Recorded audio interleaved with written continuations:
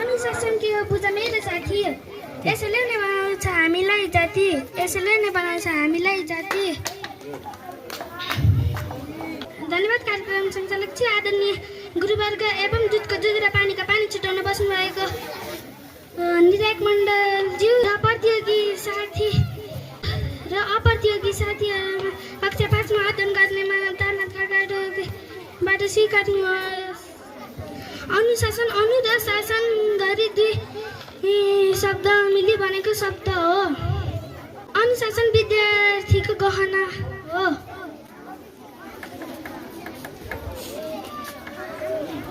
धन्यवाद।